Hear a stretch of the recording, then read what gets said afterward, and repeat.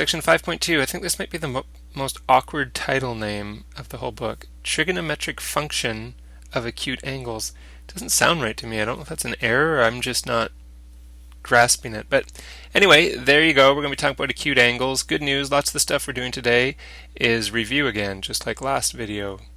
So, little review here. Well, first of all, what's an acute angle? Acute angle is less than 90 degrees. You probably don't need to write that down, do you? But I'll write it up there. Less than 90 degrees. Okay, what kind of triangle is this? Well, I guess you don't know for sure until I put that in there. But now that I've written that in there, you know that it is a right angle. And when we have a right angle, if we look at these two angles are both acute. They're both less than 90. So let's look from one of those angles. Let's look from this angle right there. And if I look from that angle, let's name the different sides. This side, the longest side, is called the hypotenuse. This side is called opposite. Right? If we came running out of that corner, we would hit this side. That makes it the opposite. And this one's adjacent. What's the difference between the hypotenuse and the adjacent? Because they're both really adjacent. They're both touching this angle. Hypotenuse is the longest side.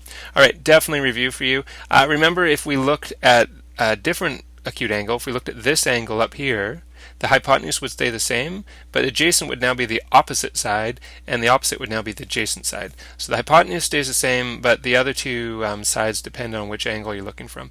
Okay, review. If we're talking about sine, we can say the sine theta. So remember, all these are ratios. In fact, this first group we're going to look at here that we did last year, these are the primary trigonometric ratios, sine, cosine, and tan. We did them all last year and in grade 10, so we definitely know this. Sine theta is just the ratio of the opposite side, this length here, opposite. I'm not going to write opposite, I'm going to put op, divided by hypotenuse, hype. Cosine is, and it can be written as cos theta, can be written is the ratio of adjacent, adj, over hypotenuse. And tan theta, it can be written like tangent theta or tan theta is opposite over adjacent, op over adj. Okay, what are these three things? We haven't talked about these yet. Well, these are the reciprocal trigonometric ratios. Oh no, I don't want to learn 3 new ratios. Oh, by the way, I can't go this whole video without reminding you of the sine equals opposite over hypotenuse, cosine equals adjacent hypotenuse, tan equals opposite over adjacent. Remember, that can all be summarized as SOHCAHTOA, or my preference, of course, some old hippie caught another hippie tripping on acid. Still the best mnemonic I've ever come across in math.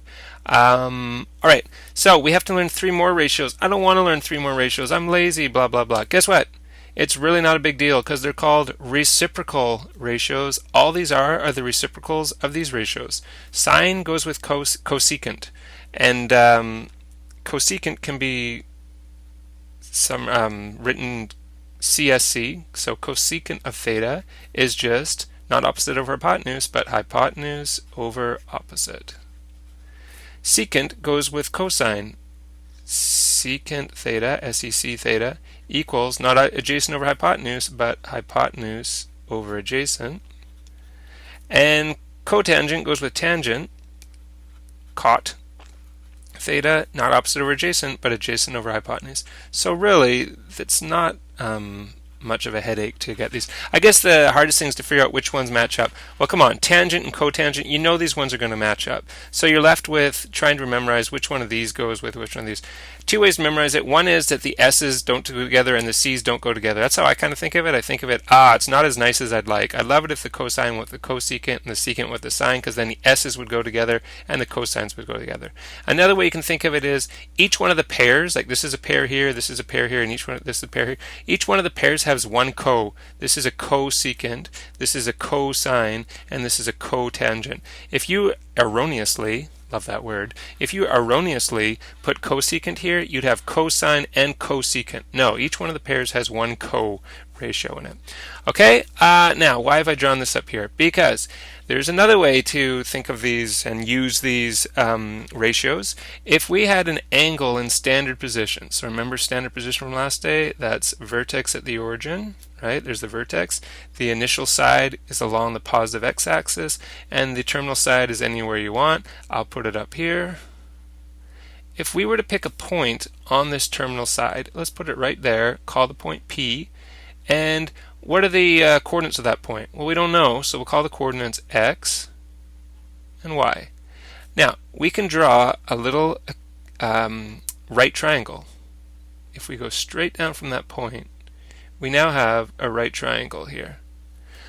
What's this distance from the origin to there? Well, if this point is xy, then you must have moved over x units. How much is this distance right here? Well, if this point's xy, you must have gone up y units. So we have x and y. Do you remember which letter we used for the hypotenuse? We used the letter r. A few things about r. One is that r is always positive. And the other thing, how would you figure out r? If you knew x and y, what would you do? Well, this is a right triangle. You could use the Pythagorean theorem. So you do x squared plus y squared equals r squared, or you do x squared plus y squared, and then you would take the square root. So that's important to remember there, little formula. But it's basically just Pythagorean theorem, and you know that very well.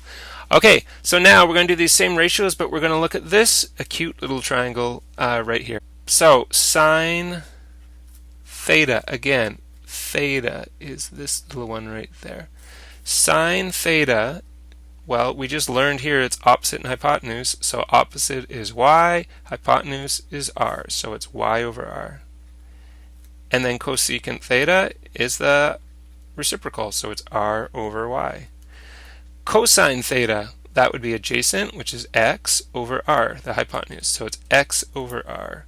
Cosine theta equals x over r. Secant theta is reciprocal, it's r over x. Tan theta, okay, if we look back up here, tan theta we know is opposite over adjacent, so that's opposite y over x. Cotangent, just the reciprocal, x over y.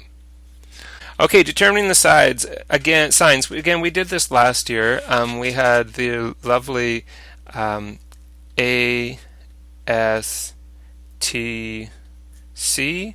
Some people think of that as CAST, C-A-S-T.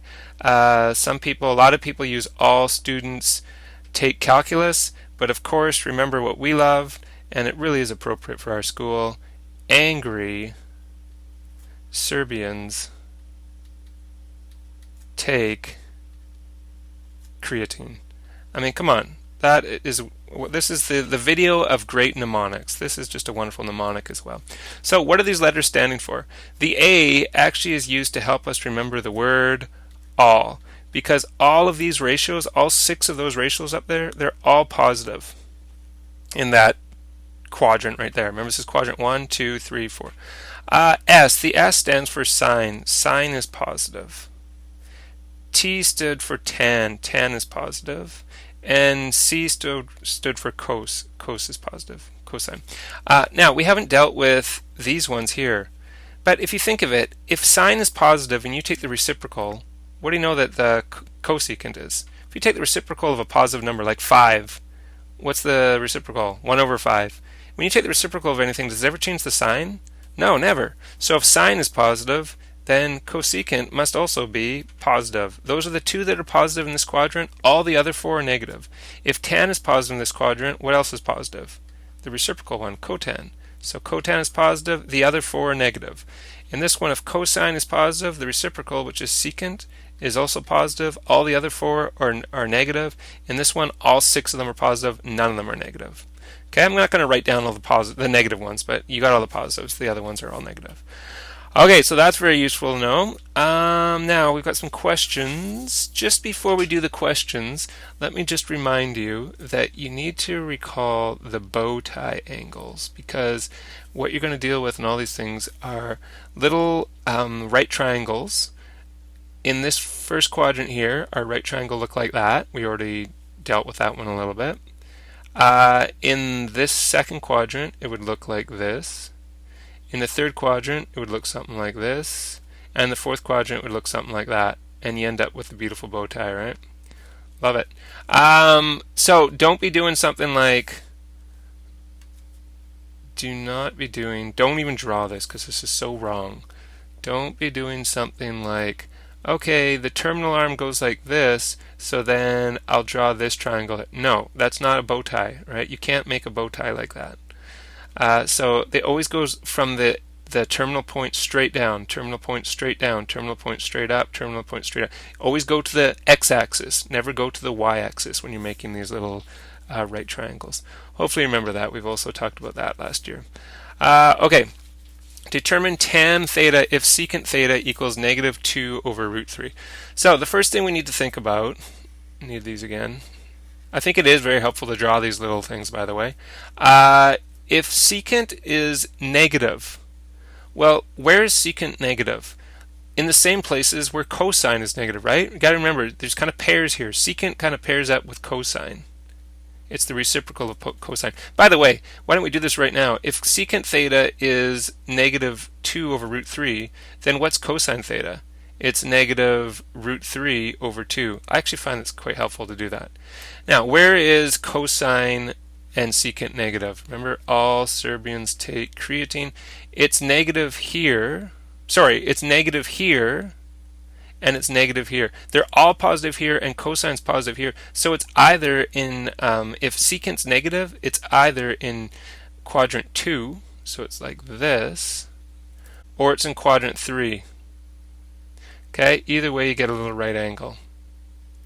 Now, secant theta equals negative 2 over root 3. So one way you can do is you can look back at your list of right here, or the way that I usually do it, because I can't memorize that. I have a puny little brain. As I just remember that secant's the reciprocal of cosine. If secant is this, cosine's this, and I know cosine. I've memorized it because we've done it so many times. It's adjacent root 3 over hypotenuse is 2. If you want to include the negative, then you'll never put that with hypotenuse, right? R is always positive, so the negative would go with the adjacent, and that makes sense because the distance from here to here, that's a negative distance. This is a positive distance, this is a negative distance. Okay, in this one here, we have, again, adjacent is root 3, or if you want to include the negative, negative root 3, and the hypotenuse is 2. Now, we'd like to know what this side is here. How are we going to do that? Well, these are right triangles where we know 2 of the sides. Why don't we use the Pythagorean theorem? So we would do 2 squared plus or minus? Minus, we already know the longest side is here, so 2 squared minus root 3 squared, I won't bother with a negative because a negative squared is just a positive, equals this amount here. Let's call it y squared because it is a y amount. So we get 4, take away, root 3 squared is 3 equals y squared. So 1 equals y squared. Take the square root of both sides, y equals 1. So we now know that this distance is 1. Is that positive or negative? That's positive because it's up and moving up, and here's a positive 1. What's this distance here? This would have to actually be negative. By the way, I don't actually do this with the negatives. I just think about it at the end. Like right now, for example, if I want to figure out what tan theta is, I do it like this. I say, if I'm trying to figure out tan theta in this quadrant, the second quadrant, well, tan's negative there. If I'm trying to figure out tan in this, the third quadrant, well, tan's positive there. So I know in one of my answers it's going to be negative, and the other answer it's going to be positive. Okay, tan is opposite over adjacent. Opposite is 1 over, opposite is 1 over adjacent is root 3. Or the other way, if you are including the negatives, it's opposite 1 over negative root 3. So that would work for you. Opposite and adjacent, this one would be opposite, negative 1 over adjacent, negative 3. The negatives cancel, you get 1 over root 3. So it will work, as I said, to use the negatives. I, for whatever reason, don't like doing that. I just think about it at the end, about the quadrants, whether it's going to be positive or negative. So there's your answer, negative 1 over root 3 or 1 over root 3, dependent on which quadrant it's in. We don't know in this case which quadrant it's in. The next question is almost exactly the same, except we do know which quadrant it is. There's only one quadrant that works in this case, because it tells us that cosine is 2 over 3. In other words, cosine's positive. And it also tells us that cotan, cotangent is negative. So remember, cotan is the reciprocal of tan. So tan's negative and cosine is positive. Where's cosine positive? Cosine's positive in 1 and 4. In which one of those is tan negative? In 4. So we know for sure that this thing's down in quadrant 4. Notice I drew the correct bow tie angle. Cosine is 2 over 3, so that's adjacent 2 over hypotenuse 3. And we want to find cosecant. Before we find cosecant, we better find this side here. How do we do that? Same thing, 3 squared minus 2 squared equals y squared, 9 minus 4 equals y squared, 5 equals y squared, take the square root, y equals the square root of 5. Keep it like that, don't get a decimal, so you get root 5 here. This would be negative, but I'm just going to show you. This time I won't even write the negative, but if you want, put the negative there. Okay, we're trying to figure out cosecant theta, so you maybe want to look back here and see what cosecant is. Oh, it's hypotenuse over opposite. So, or the other way you could do it, remember, if you don't have that list there, you could say, I need to know cosecant. I can't remember what that is, but I do know that it's the opposite, the reciprocal, sorry, of sine theta. And since sine's opposite over hypotenuse, this must be hypotenuse over opposite. Okay, what's the hypotenuse in this thing? 3. What's the opposite in this one? Root 5. Now, the way I do it is I now ask myself, okay, down in this quadrant here is cosecant and sine, which is the reciprocal. Are they positive or negative down there? They're negative down there, so this should actually be negative 3 over root 5. I think if you'd put the negative here, it's probably even safer to do that. I don't know why I don't do that, but I just have never done that. Okay, one last thing I'll mention here. For questions like this one we got up here and this one here, there is something that maybe a couple of you would be nice if you kind of squirmed a little bit when I moved on to the next question. How come? What do we not like about this answer? And what do we not like about this answer? What we don't like is that root sign in the bottom, right? We like to rationalize the denominator. Remember how to do that? We multiply top and bottom by the denominator, by the radical in the denominator. This is what works for monomials. If it was a binomial, we'd have to multiply by the conjugate. I'm not going to do that today. But if it's just a monomial in the bottom, just root 5 or root 7 or root 3, just multiply by the same amount. Why do we do that? Because on the bottom, what's root 5 times root 5? 5. What's root 3? Sorry, what's 3 times root 5? Well, we can't do that, so we just write 3 root 5. And don't forget, this was a negative answer, so 3 root 5 over 5. If you were to do that here, you'd get root 3 over 3. Multiply top and bottom by root 3 to get root 3 over 3.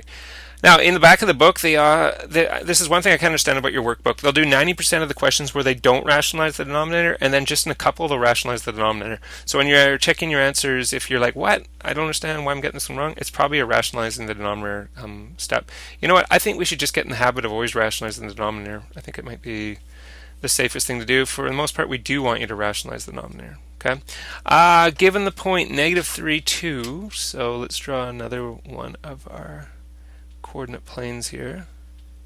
Negative 3, 2 is on the terminal arm. Well, the point negative 3, 2, negative 1, negative 2, negative 3, negative 1, negative 2. Negative 3, 2 is about there, and it says that that point is on the terminal arm. In other words, the line goes from the origin through there. And it keeps going. But let's just pretend it only goes to there, because that's all we're really interested in.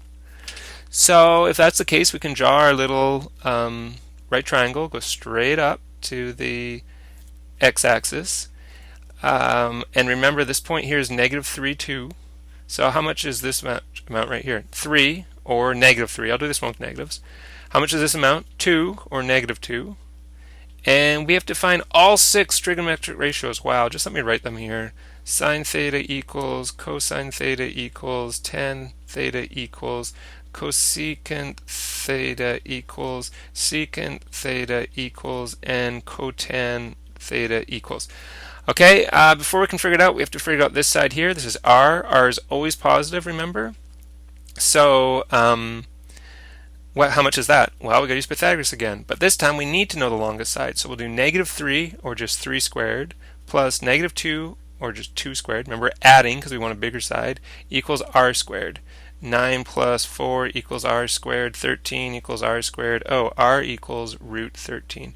Okay, we got all the information we want. Now, what I like to do is I like to go through right away and say, in this third quadrant, which ones are positive and which ones are negative?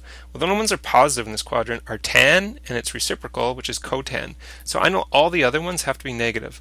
Negative, negative, negative, negative. If you didn't do that way, you would just go through and say, okay, sine theta equals opposite over hypotenuse. Opposite is negative 2 over root 13. Yep, I got negative, so it's 2 over 13 with a negative, or negative 2 over root 13. Same thing. I hope I'm not confusing with that. Reciprocal for cosecant, let's just do it right now. It's just going to be reciprocal. Negative root 13 over 2. Cosine theta, well, that's the adjacent 3 over root 13, and it's a negative. Yeah, we got a negative there, so it's negative 3 over root 13.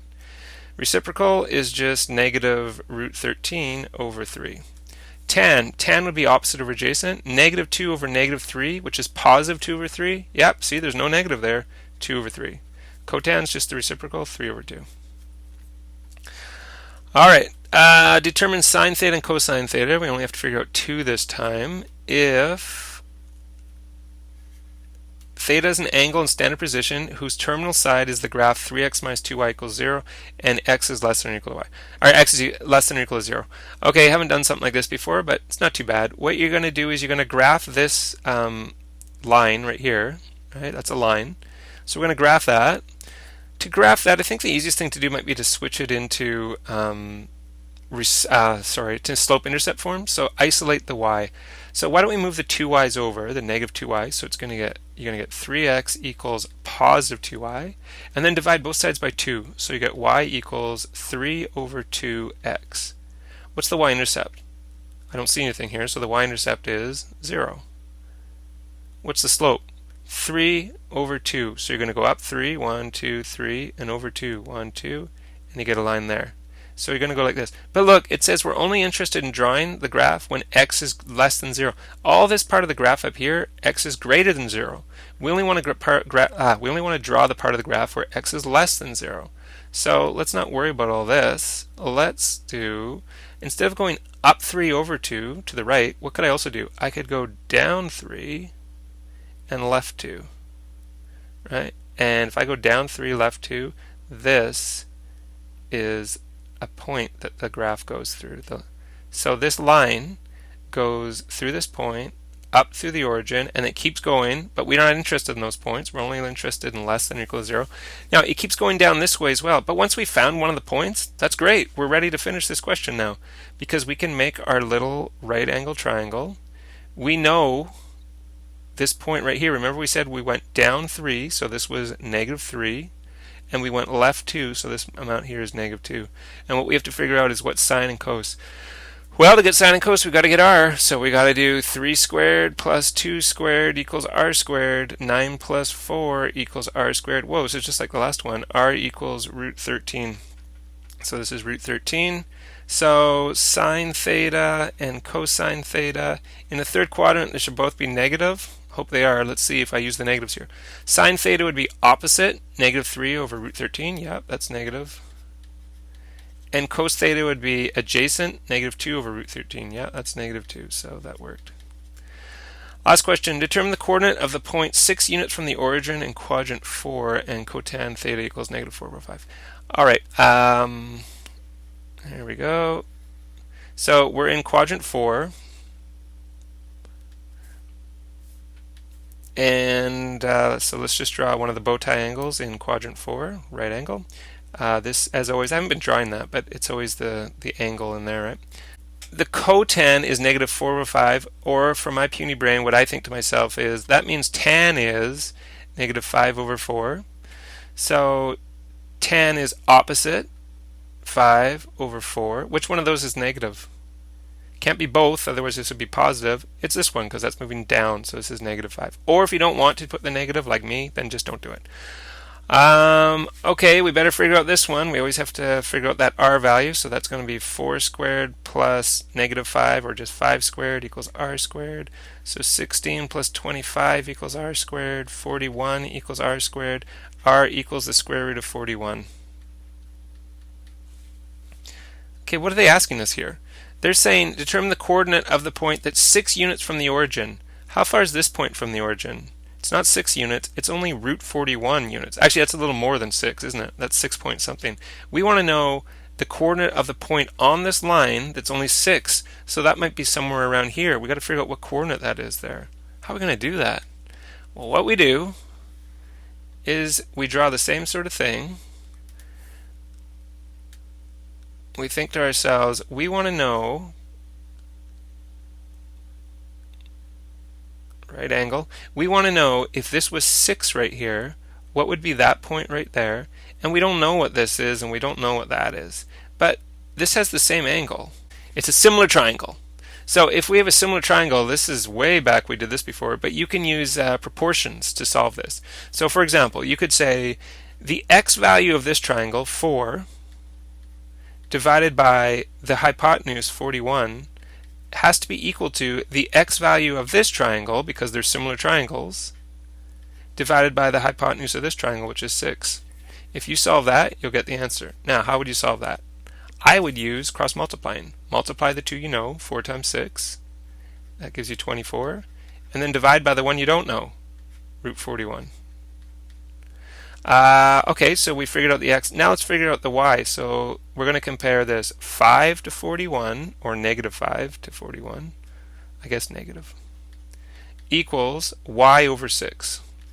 Same thing, use cross multiplying. Multiply the two you know, 6 times negative 5 is negative 30 divided by root 41. Hey, there's our x coordinate, there's our y coordinate. So the point is at 24 over root 41, comma, negative 30 over root 41.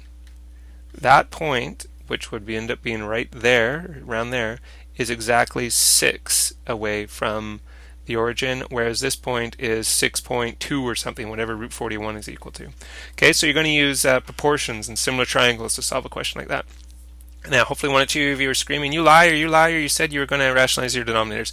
If you'd like to do that, it would be 24 root 41 over 41 and negative 30 root 41 over 41. I'm not going to write that down because I have no space and I'm finished for the day. I'm too tired. Have a great day and enjoy your math.